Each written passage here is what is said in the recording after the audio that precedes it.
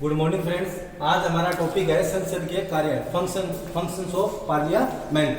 अब पार्लियामेंट जो है प्रत्येक देश में प्रत्येक देश का जो शासन है वो उस देश के कानून के अनुरूप चलाया जाता है। ठीक है, हमारे देश में भी हमारा जो शासन है वो कानून के अनुरूप ही चलाया जा रहा है। तो कानून बनाने का काम है वो भारत में किसका है? भारत की संसद का है। हमारी संसद है, हमारी संसद का काम क्या? कानून का निर्माण करना। और कानून क्या होता है? कानून के अनुसार किसी भी देश का शासन चलाया जाता है। जैसे सरकार को टैक्स से सबसे ज्यादा आय होती है। आप कोई भी चीज लेने जाते हो तो उसके ऊपर आप पे टैक्स लगाया जाता है। जैसे आप कोलगेट लेने के लिए गए, 50 रुपए का कोलगेट आप लेके 5 रुपए आपने टैक्स दिए, तो सरकार पहले क्या करेगी? कानून बनाएगी कि 5 रुपए आपको टैक्स के देने हैं। तो जितने भी कानून है, कानून के द्वारा ही हमारे देश में क्या चलाया जाता है? हमारे देश के शासन को चलाया जाता है। तो हमारे देश में जो कानून बनाने का काम है वो सबसे महत्वपूर्ण काम है, क्योंकि देश विधि के द्वारा चलाया जाता है, देश कानून के द्वारा चलाया जाता है। संसद के कार्य, तो हमारी जो संसद है वो हमारे देश की क्या व्यवस्थापिका है। ठीक है, हमारी जो संसद है हमारे देश की क्या व्यवस्थापिका है। जितने भी देश हैं उन सभी देशों के अंदर उन देश की एक व्यवस्थापिका होती है, और वो व्यवस्थापिका क्या करती है? उस देश के चलाने वाले जो कानून है उन कानून का निर्माण कौन करती है? व्यवस्थापिका करती है। व्यवस्थापिका को विधायिका भी कहा जाता है। व्यवस्थापिका को क्या कहा जाता है? विधायिका भी कहा जाता है, जहां पे कानूनों का निर्माण होता है। लेजिस्लेचर भी बोला जाता है इसको। लेजिस्लेचर बोल दो, व्यवस्थापिका बोल दो, विधायिका बोल दो, बात एक ही है। तो हमारी जो संसद है उसका काम क्या है? कानून का निर्माण करना। चूंकि संसद एक व्यवस्थापिका है, जितने भी देशों में व्यवस्थापिका होती है वो क्या करती है? कानूनों का निर्माण करती है। तो व्यवस्थापिका का काम क्या? कानून बनाना। हमारी संसद क्या है? एक व्यवस्थापिका है, इसलिए हमारी संसद क्या है? हमारी संसद क्या करती है? कानूनों का निर्माण करती है। वर्तमान में हमारे देश में संघात्मक व्यवस्था है। संघात्मक व्यवस्था का मतलब हो गया फेडरल सिस्टम है। फेडरल का मतलब होगा, संघात्मक का मतलब ये हो गया कि हमारे देश में दो प्रकार से कानूनों का निर्माण किया जाता है। एक तो हमारी केंद्र सरकार कानून का निर्माण करती है, एक जो जितनी भी राज्य सरकार है वो कानून का क्या करती है? निर्माण करती है। एक तो कानून बनाती है केंद्र सरकार और दूसरा कानून बनाती है राज्य सरकारें। केंद्र और राज्य जो कानून बनाती है उन कानून का हमारे संविधान ने विभाजन किया है कि केंद्र सरकार किन पे कानून बनाएगी और राज्य सरकार किन पे कानून बनाएगी। तो दोनों में शक्तियों का विभाजन है कानून बनाने के क्षेत्रों में। ये हमारे संविधान में इसको 3 प्रकार से बांटा गया है। जो संघात्मक व्यवस्था है, संघात्मक व्यवस्था का मतलब है हमारे देश में केंद्र और राज्य 2 प्रकार की सरकार होगी। जिन जिन देशों में भी संघात्मक व्यवस्था होती है उन सभी देशों के अंदर 2 सरकार होती है, एक तो केंद्र सरकार और एक राज्य सरकार। हमारे देश में भी संघात्मक व्यवस्था है ना, फेडरलिज्म है। तो हमारे देश में संघात्मक व्यवस्था की वजह से हमारे देश में भी 2 सरकारें हैं, एक तो केंद्र सरकार है और दूसरा राज्य सरकार है। केंद्र सरकार का मतलब आपको पता है मोदी जी की सरकार है, और राज्य सरकार का मतलब हमारे राजस्थान में किसकी? अशोक गहलोत की सरकार है। तो 2 सरकारें, दोनों सरकारों को कानून बनाने का क्या है? अधिकार है। केंद्र अपना अलग कानून बनाती है, राज्य सरकार अपना अलग कानून बनाती है। इसको संविधान की जब अपनी अनुसूचियां पढ़ी थी तो हमने 7वीं अनुसूची पढ़ी थी। 7वीं अनुसूची में ये उनकी शक्तियों को बांटा गया है। 3 प्रकार की सूचियां बताई गई, जिन तीनों में अलग अलग सरकारें क्या बनाएगी? कानून बनाएगी। एक तो होती है संघ सूची, एक होती है राज्य सूची और एक होती है समवर्ती सूची। ठीक है, संघ सूची सेंट्रल लिस्ट, स्टेट लिस्ट और कॉन्करेंट लिस्ट। समवर्ती सूची को बोला जाता है कॉन्करेंट लिस्ट। तो देखो संघ सूची की हम बात करते हैं जिनके ऊपर केंद्र सरकार कानून बनाती है। जिन विषयों का वर्णन संघ सूची में किया गया है वहां पे कानून बनाने का अधिकार किसके पास है? केंद्र सरकार के पास है। जैसे एग्जांपल नागरिकता, आपको पता होगा अभी अमित शाह ने बोला था कि जितने भी हमारे पड़ोसी देशों से जितने भी अल्पसंख्यक लोग आए हम उनको नागरिकता देंगे। और आपको पता होगा पूरे देश में बवाल मचा था, है ना, क्योंकि नागरिकता देने का काम किसका है? केंद्र सरकार का काम है। किसको नागरिक बनाना है, कैसे नागरिक बनाना है, तो नागरिकता किसका कार्य है? केंद्र सरकार का कार्य। वो कभी भी राज्य सरकार डिसाइड नहीं कर सकती है कि किस व्यक्ति को नागरिकता किस प्रकार दी जाएगी। तो नागरिकता किस सूची का विषय है? संघ सूची का विषय है, केंद्र सूची का विषय है। दूसरा आती है राज्य सूची। राज्य सरकार जिनके ऊपर कानून बनाती है उन्हें बोला जाता है राज्य सूची। राज्य सरकार जिनके ऊपर कानून बनाती है उन्हें क्या बोला जाता है? राज्य सूची। जैसे पुलिस प्रशासन है, पुलिस प्रशासन राज्य सूची का विषय है। पुलिस प्रशासन किसका विषय है? राज्य सूची का। पुलिस की ड्रेस कैसी होगी, है ना, पुलिस को कितनी सैलरी मिलेगी, पुलिस कैसे लगाई जाएगी, उनका ट्रांसफर किस प्रकार होगा, तो पुलिस प्रशासन राज्य सूची का विषय है। तो पुलिस के ऊपर कानून बनाने का कार्य कौन करती है? हमारी राज्य सरकारें करती है। और तीसरा आता है समवर्ती सूची, कॉन्करेंट लिस्ट। समवर्ती सूची का मतलब ये होता है जिसके ऊपर केंद्र और राज्य दोनों सरकार कानून बना सकती है। समवर्ती सूची के अंदर जितने भी विषय है उन सभी विषयों पर कानून कौन बना सकती है? केंद्र सरकार भी बना सकती है और राज्य सरकार भी बना सकती है। लेकिन अगर केंद्र और राज्य के द्वारा बनाए गए कानूनों में किसी भी प्रकार की टकराव की स्थिति होती है तो केंद्र के द्वारा बनाया गया कानून यानी केंद्र सरकार के द्वारा बनाया गया कानून ज्यादा प्रभावी होगा। अब देखो समवर्ती सूची का मतलब क्या है, इसमें एक एग्जाम्पल के द्वारा मैं समझाता हूं आपको। जैसे शिक्षा एक समवर्ती सूची का विषय है। शिक्षा के ऊपर केंद्र सरकार भी कानून बना सकती है और राज्य सरकार भी कानून बना सकती है। शिक्षा के ऊपर केंद्र सरकार भी कानून बना सकती है और राज्य सरकार भी कानून बना सकती है। क्यों? क्योंकि वो समवर्ती सूची का विषय है। अब मान लो राज्य सरकार ने कानून बनाया कि 6 वर्ष से 12 वर्ष तक के बच्चों को निःशुल्क शिक्षा दी जाएगी, लेकिन केंद्र सरकार ने कह दिया कि 6 वर्ष से लेकर के 14 वर्ष तक के बच्चों को निःशुल्क शिक्षा दी जाएगी। ये दोनों ने कानून बना दिया, क्योंकि समवर्ती सूची में दोनों कानून बना सकते हैं। तो टकराट हो गई कि भी राज्य सरकार तो कह रही है कि 6 से 14 वर्ष तक के बच्चों को मतलब फ्री एजुकेशन देंगे और केंद्र सरकार कह रही है 6 से लेकर के 14 वर्ष तक के बच्चों को क्या देंगे? निःशुल्क शिक्षा देंगे। तो फिर कौन से कानून मान्य होगा? तो संघ सूची वाला, यानी 6 से 14 वर्ष तक के बच्चों को फ्री एजुकेशन देने का काम लागू होगा। क्यों? क्योंकि वो केंद्र सरकार ने बनाया। तो दोस्तों समवर्ती सूची पर कानून बनाने का अधिकार केंद्र और राज्य दोनों के पास है, लेकिन जहां पे भी टकराट होगा इनके अंदर तो केंद्र सरकार द्वारा बनाया गया कानून ज्यादा प्रभावी होगा।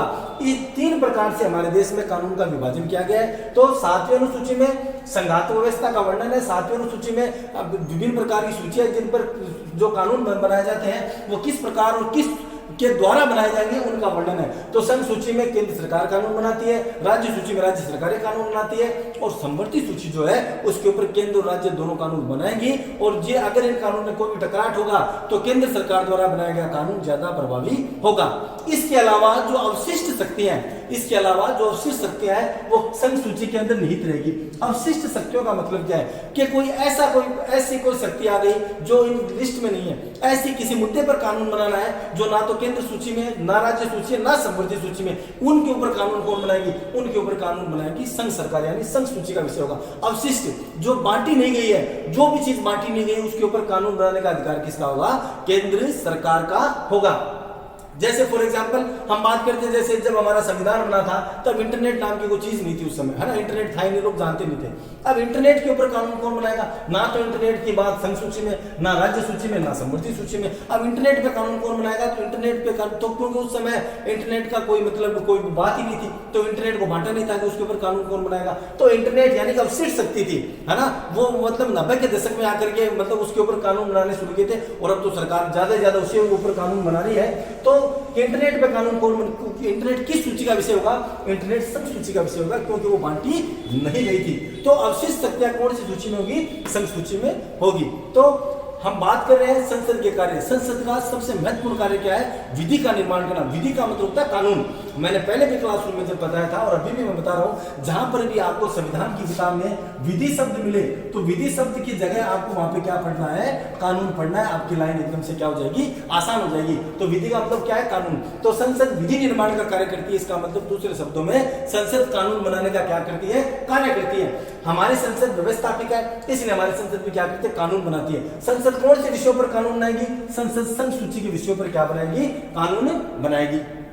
अब संसद किस प्रकार कानून बनाती है उसको हम पढ़ लेते हैं। आपको पता है हमारे संसद के 2 सदन है, एक तो है लोकसभा, एक है राज्यसभा। एक तो है लोकसभा और एक क्या है? राज्यसभा। अब मैं आपको बता रहा हूँ लॉ मेकिंग, कानून किस प्रकार बनाया जाता है। एक विधेयक जो है वो कानून किस प्रकार बनता है। जैसे हमारे संसद को एक कानून बनाना है, तो कानून सबसे पहले किसी भी सदन में पेश किया जा सकता है। पहली बात तो किसी भी सदन का मतलब हुआ लोकसभा में भी पेश किया जा सकता है और राज्यसभा में पेश किया जाता है। हमारे संसद के 3 अंग है, राष्ट्रपति, लोकसभा और राज्यसभा। लेकिन अभी मैं बात कर रहा हूँ लोकसभा और राज्यसभा की। हमारी संसद में लोकसभा या राज्यसभा। अब मैं बात बता रहा हूं आपको कि कानून किस प्रकार बनता है। कानून बनाने से पहले एक विधेयक लाया जाता है, एक बिल लाया जाता है। वो बिल आप लोकसभा में भी ला सकते हो पहले और आप राज्यसभा में भी ला सकते हो, या तो लोकसभा में भी ला सकते हो, राज्यसभा, दोनों में से किसी में भी आप विधेयक को स्थापित कर सकते हो, विधेयक को लेकर के आ सकते हो। चाहे तो आप लोकसभा में ले आओ, चाहे आप राज्यसभा में ले आओ। मतलब लोकसभा या राज्यसभा दोनों में से किसी में भी विधेयक को लाया जा सकता है और किसी भी व्यक्ति के द्वारा लाया जा सकता है। जो कोई भी हमारे संसद का सदस्य है, हमारे संसद का सदस्य है या सांसद है, मेंबर ऑफ पार्लियामेंट है, एमपी है ना, कोई भी सांसद, चाहे वो सांसद लोकसभा का हो चाहे वो सांसद राज्यसभा का हो, वो संसद में कानून लेकर के आ सकता है। अगर कानून किसी मंत्री के द्वारा लाया जाता है जो कि सरकार का अंग है तो उसे सरकारी विधेयक बोला जाता है। अगर कोई प्राइवेट व्यक्ति यानी कि कोई भी सांसद अगर बिल लेकर के आता है तो उसे गैर सरकारी विधेयक बोला जाता है। ठीक है, अगर कोई मंत्री लेकर के आएगा, चाहे मंत्री लोकसभा में ले चाहे मंत्री राज्यसभा में ले, लोकसभा या राज्यसभा में अगर मंत्री लेकर के आता है तो उसे सरकारी विधेयक बोला जाएगा, गवर्नमेंट बिल बोला जाएगा। और अगर वो किसी भी सरकार के व्यक्ति के द्वारा नहीं लाया जाता, किसी आम सांसद के द्वारा लाया जाता है तो उसे गैर सरकारी विधेयक बोला जाता है। अब बात करते हैं विधेयक। मान लो सपोज एक एग्जांपल के द्वारा मैं आपको पूरी प्रोसेस समझाऊंगा, अच्छे से समझना, एकदम से समझ में, बहुत ईजी टॉपिक है। देखो हमारे संसद एक कानून बना रही है ना, संसद को यह कानून बनाना है कि आज के बाद में अगर कोई भी व्यक्ति सार्वजनिक जगह पर थूकता हुआ पाया गया, क्योंकि अभी कोरोना का खतरा है, अगर कोई व्यक्ति सार्वजनिक जगह पर थूकता हुआ पाया गया या उसने बिना मास्क के अगर वो मार्केट में निकला तो उसके ऊपर 10,000 रुपए का जुर्माना लगाया जाएगा। अगर आपने सार्वजनिक जगह पे थूक दिया, अगर आपने मास्क नहीं पहना तो कितने रुपए का जुर्माना? 10,000 रुपए का जुर्माना लगाया जाएगा। अब मान लो सरकार ये बिल लेकर के आई है ना, अब सरकारी विधेयक से समझते हैं, सरकार एक बिल लेकर के लोकसभा या राज्यसभा किसी में भी पहले लाया जा सकता है। लोकसभा में सरकार ये बिल लेकर के आई सबसे पहले कि अगर आज के बाद में कोई भी व्यक्ति सार्वजनिक जगह पे थूकता हुआ पाया गया, बिना मास्क के पाया गया तो 10,000 रुपए का क्या लगाया जाएगा? जुर्माना लगाया जाएगा। और कोई भी विधेयक आता है ना संसद में तो उसके 3 चरण होते हैं। देखो मैं लिखा है 3 प्रणाली, 3 चरणों से गुजरना होता है। पहला चरण क्या होता है? सरकार के विधेयक लेकर के आना है, जो मैंने भी आपको बताया। तो सरकार सबसे पहले मंत्री खड़ा होगा, वो लोकसभा राज्यसभा में दोनों में से कहीं पर भी अपनी बात को रख सकता है। मान लिया वो सबसे पहले लोकसभा में अपनी बात को रख रहा है तो वो मंत्री सबसे पहले लोकसभा में खड़ा होगा, खड़ा होकर के बोलेगा लोकसभा के अध्यक्ष को, है ना, हमने पढ़ा लास्ट चैप्टर में लोकसभा का अध्यक्ष, लोकसभा अध्यक्ष को बोलेगा सर हम ऐसा एक बिल लेकर के आने वाले हैं जिसमें ये प्रावधान हम करने वाले हैं। तो जब जो खड़ा होकर के जो वो बोलेगा, इस बिल को इंट्रोड्यूस करेगा, इस बिल के बारे में बताएगा, तो इसका पहला चरण क्या हो जाएगा? समाप्त हो जाएगा। मतलब विधेयक से संबंधित जो मतलब मूल बात है, उन मूल बात को वो जब संसद में रखेगा तो किसी भी विधेयक का पहला चरण उस समय समाप्त हो जाता है। मतलब कंक्रीट जो बात है और जो मतलब मेन जो बातें हैं वो उस बिल के बारे में वो संसद में बोलेगा, लोकसभा में बोलेगा, तो उसका पहला चरण क्या हो जाएगा? समाप्त हो जाएगा। अब अपन बात करते हैं किसी विधेयक के दूसरे चरण की। आपकी किताब में तीनों चरणों के बारे में अच्छे से बता रखा है किताब में। तो पहला चरण मोटा मोटी हमें क्या समझना है? पहले चरण में हमें समझना है कि जो विधेयक के बारे में जो मेन बात बताता है, जो मुख्य बातें बताता है, वो किस में आती है? मुख्य बातें किस में आती है? पहले चरण में आती है मुख्य बातें। और दूसरी इंट्रोड्यूस जो बिल को करेगा वो हमेशा पहले चरण में आता है, बिल के बारे में बताना या बिल रखने की अनुमति जो मिलती है। बिल रखने की आप इस कैसे भी लिख सकते, जो आपकी किताब में बता रखा है, बिल रखने की जो अनुमति लेता है वो कौन से चरण में आती है? पहले चरण में आती है। उसके बाद क्या होगा? किसी भी बिल का कोई भी विधेयक आप लेकर के आते हो, उसका दूसरा चरण सबसे महत्वपूर्ण होता है, क्योंकि दूसरे चरणों में आपकी किताब में जो दे रखा है वो सारी बात बता रहा हूं आपको। दूसरे चरण में किसी विधेयक में क्या होता है? उसकी बारीकी से जांच की जाती है। बारीकी से जांच का मतलब हो गया उसके जो शब्द है ना वो ठीक है, उसकी स्पेलिंग्स है वो ठीक है ना, उनमें क्या प्रावधान होने चाहिए, किस प्रकार प्रावधान होने चाहिए, इसके लिए सारा मामला संसद के कुछ सांसद होते हैं विशेष, वो एक समिति बनाते हैं। उस समिति का नाम है प्रवर समिति। प्रवर समिति के अंदर इस बिल को ले जाएगा, ये जो विधेयक जो हम लेकर के आ रहे हैं मास्क वाला, ये बिल किस में जाएगा? प्रवर समिति में जाएगा। प्रवर समिति इसकी बारीक से बारीक बातों की जांच करेगी कि क्या लिखना है, कैसे लिखना है, किस प्रकार लिखना है ना, 10,000 रुपए का जुर्माना सही है या नहीं है, इसको थोड़ा कम किया जाना चाहिए या इसको बढ़ाया जाना चाहिए। तो सारी जो महत्वपूर्ण बातें हैं वो किस में होती है? प्रवर समिति के अंदर होती है। और इस पर दूसरे चरण में हमारी संसद में विशेष चर्चा होती है। विशेष चर्चा का मतलब हुआ कि लोकसभा में जब इसको लेके आएंगे दूसरे चरण में, तो इसमें जो हमारी संसद में इसके ऊपर डिबेट होगा। डिबेट का मतलब वाद विवाद होगा, है ना। बीजेपी सरकार ये बोलेगी कि 10,000 रुपए का जुर्माना लगाना जरूरी है क्योंकि लोग मानते नहीं है, मास्क लगाते नहीं है ना, सार्वजनिक जगह पे थूकना है भारत में तो मतलब एक आम बात है। तो इन सबको रोकने के लिए हमें 10,000 रुपए का जुर्माना लगाना पड़ेगा। विपक्षी जो पार्टियां हैं, कांग्रेस है ना, और जो वाम दल है, वो सब विपक्षी पार्टी बोलेगी नहीं 10,000 रुपए का जुर्माना ज्यादा है, कौन भरेगा, आपको जुर्माने को कम करना चाहिए, आपको पहली बार 2,000 रुपए लगाने चाहिए, फिर अगर दोबारा कोई गलती करता है तब आपको 5,000, फिर आपको 10,000। तो इस प्रकार की संसद में इस पे क्या होती है, बहस होती है ना। बहस दूसरा चरण किसी भी विधेयक का सबसे महत्वपूर्ण चरण होता है, उसमें बारीकी से जांच की जाती है और हमारी संसद में इसके ऊपर वाद विवाद होता है, क्या सही है क्या गलत है। इस पर सांसद जो जितने भी लोग बैठे हैं वो इसके ऊपर क्या करते हैं, वाद विवाद करते हैं, बातचीत करते हैं। और इसका तीसरा चरण होता है, दूसरा चरण जब निपट गया तो तीसरे चरण में क्या होता है, इसके ऊपर मतदान करवाया जाता है। मतदान का मतलब हुआ, जैसे मान लो मतदान का मतलब हुआ कि अगर इस बिल को पास करना, लोकसभा इस बिल को क्या करती है, उसके बाद में पास करती है। अब लोकसभा ने अगर इसको पास कर दिया, पास का मतलब ये हुआ कि लोकसभा साधारण बहुमत से, कौन से बहुमत से दोस्तों, साधारण बहुमत से इसको हमेशा क्या करती है, पास करती है। साधारण बहुमत का मतलब क्या हुआ, अगर जैसे लोकसभा में मान लो जिस दिन ये विधेयक लाया गया है, जिस दिन इस पर मतदान होना है, उस दिन लोकसभा में अगर 300 सांसद है, 300 सांसदों का आधा से ज्यादा कर लो, आधे से ज्यादा मतलब 300 का आधा कितना हुआ, 150। तो 150 पक्ष में है और 150 विपक्ष में है। अब 151 जब इधर हो जाएंगे, 151 जब इधर हो जाएंगे, इधर कितना हो जाएगा, 149 है ना। जब इधर 149 इधर 151 या इससे ज्यादा, 151 या इससे ज्यादा इस बिल के पक्ष में अगर वोट पड़ेंगे तो ये बिल पारित माना जाएगा। अगर मान लो इससे कम वोट पड़ते हैं, है ना, 151 से कम वोट, इसके मतलब ना की तरफ लोग ज्यादा है कि नहीं ऐसा विधेयक नहीं लाया जाना चाहिए, तो विधेयक पारित नहीं होगा। ठीक है, तो अगर मान लो मतदान जब करवाया जाता है, तो अगर मतदान साधारण बहुमत से पास होता है, साधारण बहुमत का मतलब होता है आधे से एक ज्यादा।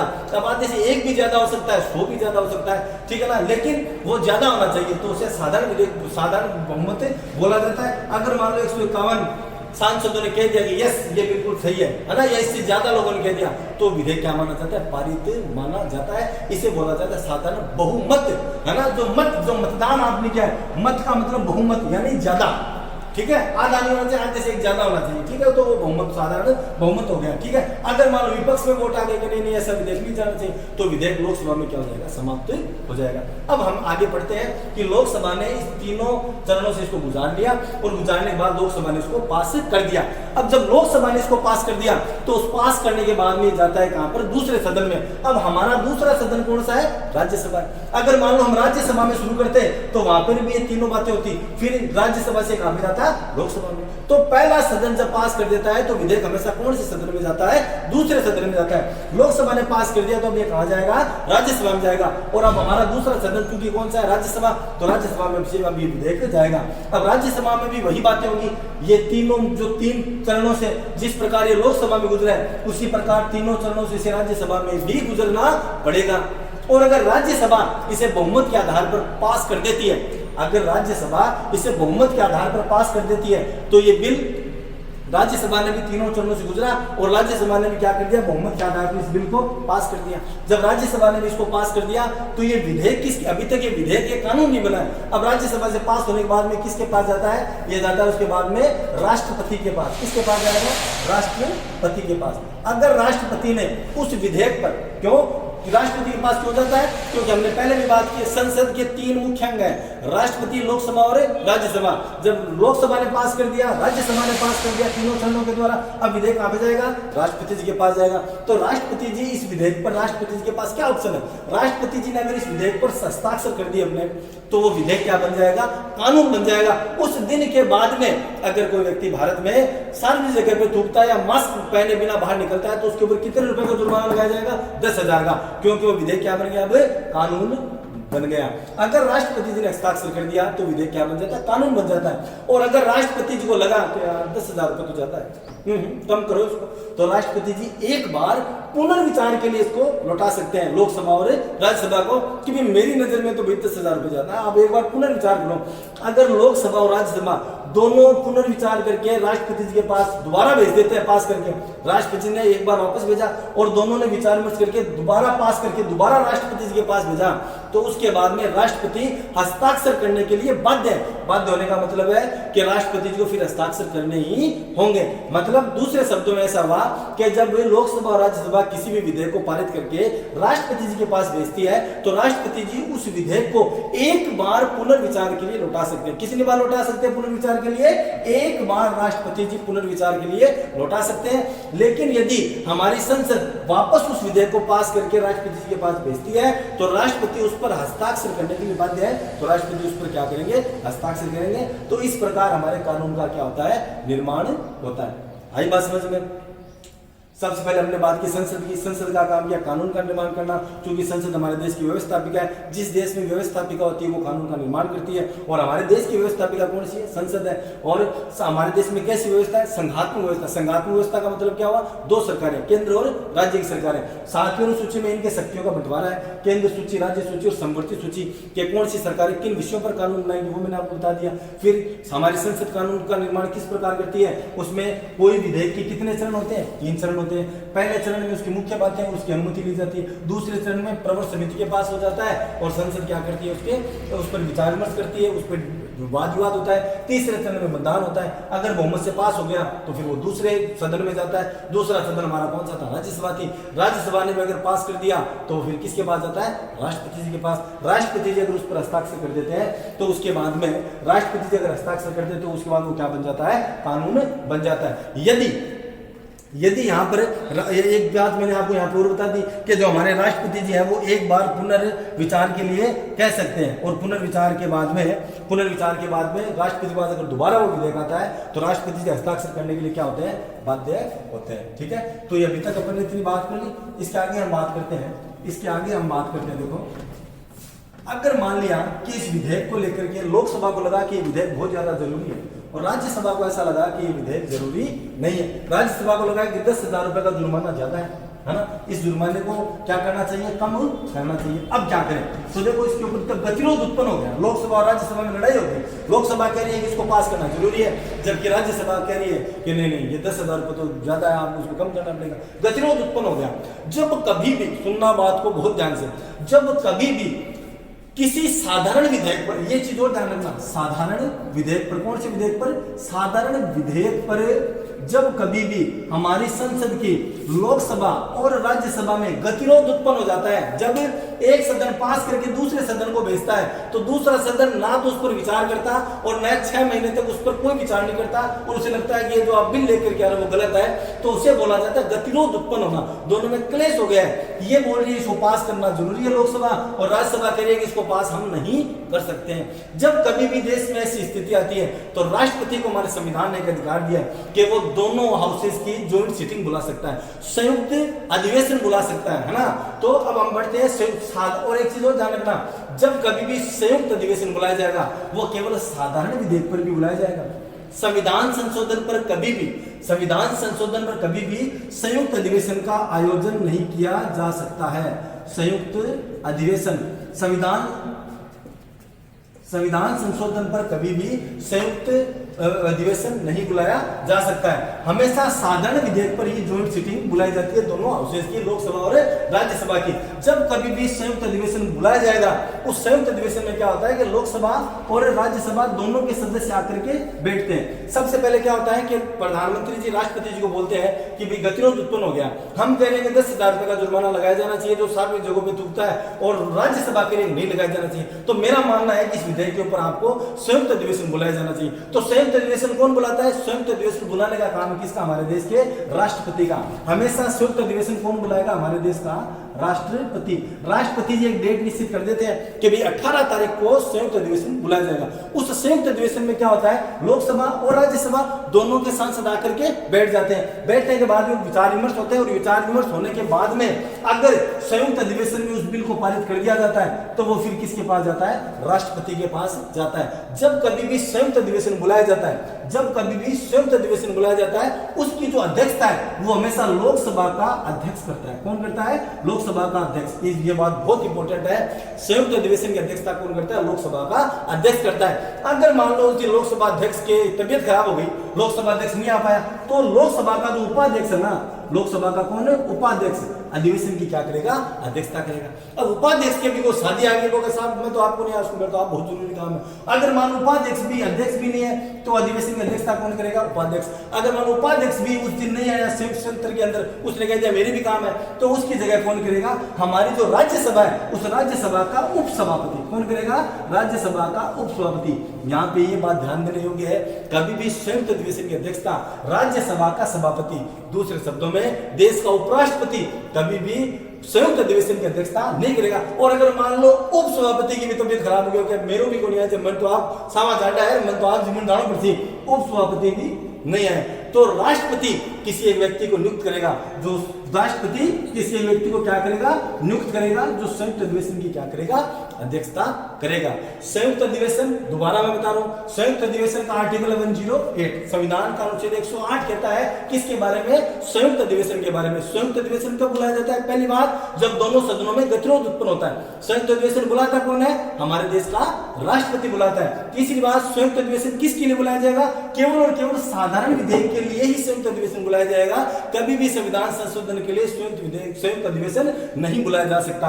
संयुक्त अधिवेशन की अध्यक्षता कौन करेगा, लोकसभा का अध्यक्ष, अगर वो नहीं है तो उपाध्यक्ष, और अगर उपाध्यक्ष भी नहीं है तो राज्यसभा का उपसभापति, और अगर वो भी नहीं है तो राष्ट्रपति के द्वारा नियुक्त कोई व्यक्ति संयुक्त अधिवेशन की क्या करेगा, अध्यक्षता करेगा। और संयुक्त अधिवेशन में क्या होता है दोस्तों, सामान्य बहुमत से किसी भी बिल को, सामान्य बहुमत से किसी भी बिल को पास कर दिया जाता है। और एक छोटी सी बात आपकी किताबों में नहीं दे रही, मैं बता रहा हूं कि जब संयुक्त अधिवेशन के अंदर सामान्य बहुमत चाहिए होता है ना, तो लोकसभा हमेशा भारी होती है। लोकसभा भारी क्यों होती है, मैंने आपको बताया, लोकसभा की सदस्य संख्या कितनी है, 545, ठीक है। राज्यसभा की सदस्य संख्या कितनी है, 200, कितनी है, 245, इधर 545 इधर 245 है, तो ज्यादा संख्या किसकी है, 545। सामान्य मैंने आपको क्या बताया, आधे से एक ज्यादा होना चाहिए, वो कितना भी ज्यादा हो सकता है। तो हमेशा जब संयुक्त अधिवेशन बुलाया जाता है ना, उसमें लोकसभा अगर किसी बिल का समर्थन करती है तो वो पास होता है। अब तक हमारे देश में 3 बार हमने संयुक्त अधिवेशन बुला